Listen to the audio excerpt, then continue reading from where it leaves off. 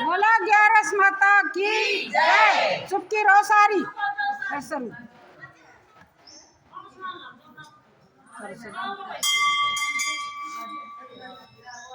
धर्मराज युधिष्ठिर बोले, भगवान अब आप मुझे श्रावण माह के शुक्ल पक्ष की एकादशी की कथा सुनाइए। इस कथा का नाम तथा इसकी विधि क्या है सो सब कहिए। श्री मधुसूदन बोले कि राजन, अब आप शांति पूर्वक श्रावण माह के शुक्ल पक्ष की एकादशी की कथा सुनिए। इस कथा का के श्रवण मात्र से वाजपेयी यज्ञ का फल मिलता है। द्वापर युग में प्रारंभ में महेशमती नाम की नगरी में एक महेशजीत नाम का एक राजा पुत्रहीन था। वह सदैव चिंता ग्रस्त रहता था। उसे वह राज्य दुखदायी प्रतीत होता था, क्योंकि पुत्र बिना इस लोक और परलोक में दोनों में सुख नहीं है। राजा ने पुत्र की प्राप्ति के लिए बहुत यत्न किए, परंतु वह निष्फल गए। जब वह राजा वृद्ध होने लगा तो उसकी चिंता में बढ़ने लगी। एक दिन उस राजा ने प्रजा को संबोधन करके कहा कि न तो मैंने अपने जीवन में पाप ही किया और न अन्याय पूर्वक प्रजा से धन एकत्र किया, न मैंने कभी देवता और ब्राह्मणों का धन छीना और न किसी की धरोहर ली। मैंने प्रजा को सदैव पुत्र की तरह पाला है। मैंने अपराधियों को पुत्र और बांधों की तरह दंड दिए हैं। मैंने कभी किसी से राग द्वेष नहीं किया, सबको समान माना है। इस प्रकार धर्मयुक्त राज्य करने पर भी मैं इस समय महादुख पा रहा हूँ। सो क्या कारण है? चुप रहो, आराम से बैठ जा।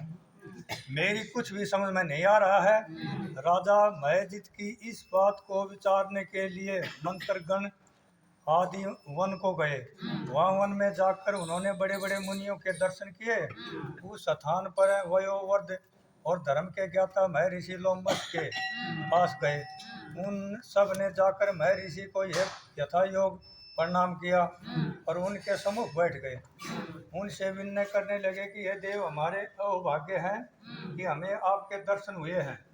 इस पर लोमस ऋषि बोले कि ब्राह्मणों, आप लोगों के विनय तथा आप के सदव्यवहार से मैं अत्यंत प्रसन्न हूँ।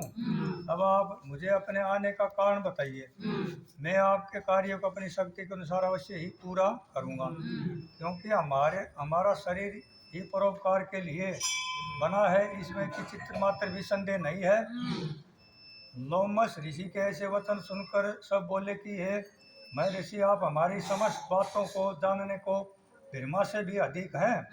महेशमती नाम की पुरी में एक महाजीत नाम का एक धर्मात्मा राजा है। वह प्रजा का पुत्र की तरह धर्मानुसार पालन करता है, परंतु फिर भी पुत्रहीन है। इससे वह अत्यंत दुखी रहता है। हम लोग उस राजा की प्रजा हैं, क्योंकि प्रजा का यह कर्तव्य है कि राजा के सुख में सुख माने और उसके दुख में दुख माने। हमको उसके पुत्रहीन होने का अभी तक कारण प्रतीत नहीं हुआ है। अब जब आपके दर्शन करे हैं, हमको पूर्ण रूप से विश्वास है कि हमारा कष्ट अवश्य ही दूर होगा। अतः अब आप हमको राजा के पुत्र होने का उपाय बतलाइए। इस पर लोमस ऋषि ने एक क्षण के लिए नेत्र बंद किए और राजा के पूरे जन्मों का विचार करने लगे। विचार करके बोले, हे ब्राह्मणों, यही राजा पिछले जन्म में अत्यंत निर्धन था तथा बुरे कर्म किया करता था। एक गांव से दूसरे गांव को घुमा करता। एक दिन जेठ मास के शुक्ल पक्ष की द्वादशी के दिन, जो कि 2 दिन से भूख था, दोपहर के समय एक जलाशय पर पानी पीने गया। उसी समय की एक ब्याही हुई प्यासी गौ जल पी रही थी। राजा ने उसको प्यासी हटा दिया और उस समय जल पीने लगा। हे ब्राह्मणों, इसलिए राजा को यह दुख भोगने पड़े हैं। एकादशी के दिन भूखा रहने से उसको राजा होना पड़ा और प्यासी गौ हटाने से पुत्र की योग का दुख भोगना पड़ा। इस पर सब लोग बोले कि है महर्षि, शास्त्र में ऐसा लिखा है कि पुण्य से पाप नष्ट हो जाते हैं, इसलिए कृपा करके आप राजा के पूरे जन्म के पाप नष्ट होने का उपाय बतलाइए, क्योंकि इस पाप के क्षय होने से पुत्र रत्न की उत्पत्ति होगी। ब्राह्मणों के ऐसे वचन को सुनकर लोमस ऋषि बोले कि हे ब्राह्मणों, यदि श्रावण माह के शुक्ल पक्ष पुत्रदा एकादशी को तुम सब लोग व्रत करो और रात्रि को जागरण करो। उस व्रत का फल राजा को प्रदान कर दो तो तुम्हारे राजा को पुत्र रत्न पैदा होगा। मंत्रियों सहित समस्त प्रजा और भय ऋषि लोमश ऋषि के वाक्य को सुनकर प्रसन्नता पूर्वक अपने नगर को वापस आई और उन सब लोगों ने श्रावण मास के शुक्ल पक्ष पुत्रदा एकादशी को लोमश ऋषि की आज्ञा अनुसार विधि पूर्वक व्रत किया और द्वादशी को उसका फल राजा को दिया। उस पुण्य के प्रभाव से रानी ने गर्भ धारण किया और 9 महीने पश्चात उसके एक अत्यंत तेजस्वी पुत्र रत्न उत्पन्न हुआ। हे राजन, इसलिए इस एकादशी का नाम पुत्रदा पड़ा है।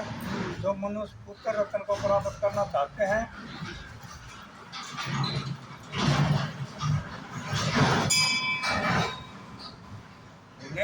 उन्हें इस एकादशी की विधि पूर्वक व्रत करना चाहिए। इस व्रत के प्रभाव से इस लोक और में सुख और परलोक में सर्वलोक मिलता। बोल व्यास माता की जय।